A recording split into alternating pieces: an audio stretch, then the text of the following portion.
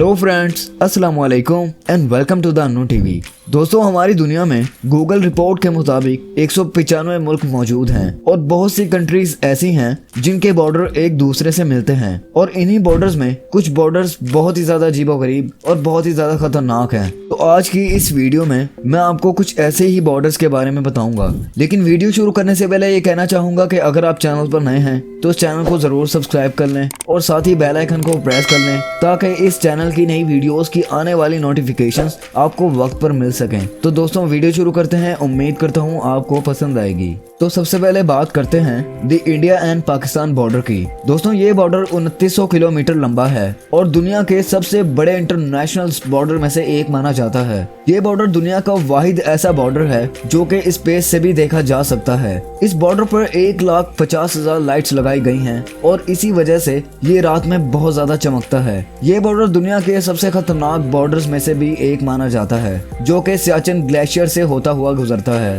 दोस्तों, सियाचिन ग्लेशियर के आसपास का दर्जा हरारत -16 डिग्री सेंटीग्रेड तक भी पहुंच जाता है। आगे कई किलोमीटर दूर ये बॉर्डर एक रेगिस्तान से भी होता हुआ गुजरता है और उस जगह का टेम्परेचर 50 डिग्री सेंटीग्रेड तक पहुंच जाता है। तो अब बात करते हैं दी फोर कॉर्नर्स मॉन्यूमेंट की। दोस्तों, ये बॉर्डर इंटरनेशनल तो नहीं, लेकिन फिर भी देखने में ये बहुत ज्यादा अजीबोगरीब लगता है। ये monument borders United state of America में मौजूद हैं और ये जगह अमेरिका में वाहिद ऐसी जगह है जहां अमेरिका की 4 स्टेट्स आकर मिलती हैं। अगर आप इन बॉर्डर्स के दरमियान में खड़े हो जाएं तो सिर्फ एक कदम पर ही आप न्यू मैक्सिको से एरिजोना, एरिजोना से उत और उत से कोलोराडो में जा सकते हैं। लेकिन ये 4 स्टेट एक ऐसे पॉइंट पर बनी हुई हैं जहां ना तो पानी, बिजली और ना ही कोई टेलीफोन बूथ वगैरह मौजूद है।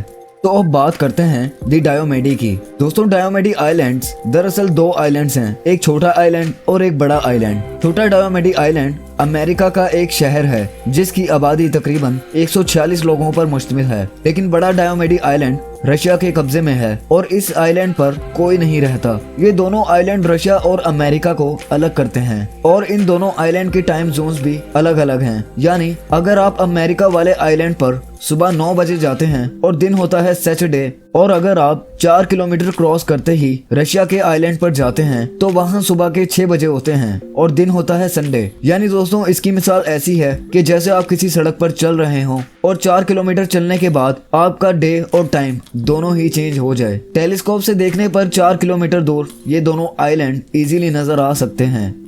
तो अब बात करते हैं ट्यूमन रिवर बॉर्डर की। दोस्तों, ट्यूमन रिवर बॉर्डर एशिया में मौजूद है। ये भी काफी अजीबोगरीब बॉर्डर है। अगर आप इस रिवर को क्रॉस करें तो आप कोरिया से चलना शुरू होंगे और सिर्फ 800 मीटर चलने के बाद आप चाइना से होते हुए रशिया पहुंच जाएंगे। यानी आप अंदाजा करें कि सिर्फ 1 किलोमीटर चलने से ही आप 3 मुल्क क्रॉस कर जाते हैं। लेकिन ये तीनों मुल्क ही बहुत ज्यादा डेंजरस हैं। अगर कोई भी इंसान इसको बिना परमिशन के क्रॉस करता है तो उसको गोली मार दी जाती है।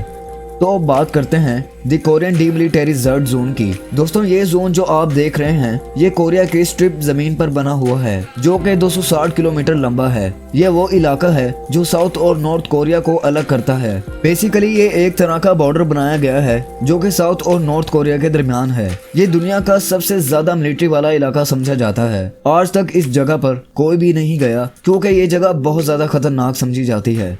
तो अब बात करते हैं डर्बेलाइन वर्माउंट की। दोस्तों, वर्माउंट यूएस की एक स्टेट का नाम है। इसका बॉर्डर भी बहुत ज्यादा अजीब बनाया गया है। डर्बेलाइन टाउन वर्माउंट और कनाडा दोनों ही कंट्रीज के दरमियान बनाया गया है। इस टाउन की कुछ फैमिलीज यूएस में खाना बनाती हैं और फिर कनाडा जाकर खाती हैं। यहाँ का एक थिएटर कनाडा और वर्माउंट दोनों ही के दरमियान बना हुआ है। इस थिएटर का स्टेज कनाडा में बना हुआ है और इसकी सीट्स अमेरिका में लगी हुई हैं।